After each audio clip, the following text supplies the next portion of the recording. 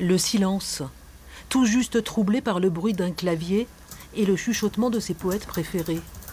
Jean-Baptiste Cabaud est écrivain.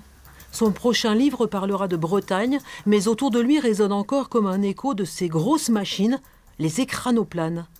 Des avions à effet de sol, conçus par un savant russe, Alexeïev, qu'il a découvert sur une vidéo en 2008.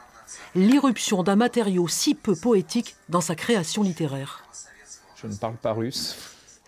J'étais obligé d'imaginer ce que pouvaient être ces choses-là. Il y avait très peu d'informations disponibles en français. Et du coup, ça m'a fasciné, en fait, ce gigantisme très improbable. Donc voilà, je me suis mis à travailler dessus, à réfléchir. Enfin, il y a mon imagination, en tout cas, qui est partie à une vitesse folle. Pour quelques jours, Jean-Baptiste est venu nicher Saint-Octobre, son duo électro-poétique, dans les Pierres Dorées. Tout est là dans le spectacle qu'il répète avec David Champet. L'image du savant fou et de ses avions démesurés, l'élan poétique des textes derrière le micro et cette petite musique intérieure de la toundra.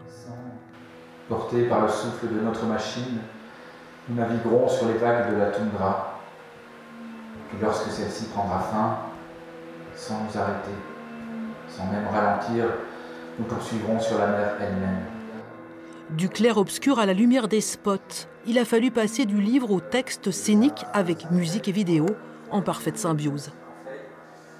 Pour moi, en tout cas, en tant qu'écrivain, le texte du livre n'est pas un absolu et ce qui marche pour un livre ne marche pas forcément pour la scène et auquel cas il faut retravailler le texte scénique, le texte du livre, il faut couper dedans, échanger des morceaux, remettre... et pour qu'au final, le sentiment soit le même. Le duo poète et musicien proposera sa lecture singulière dimanche à la fête du livre de Bron.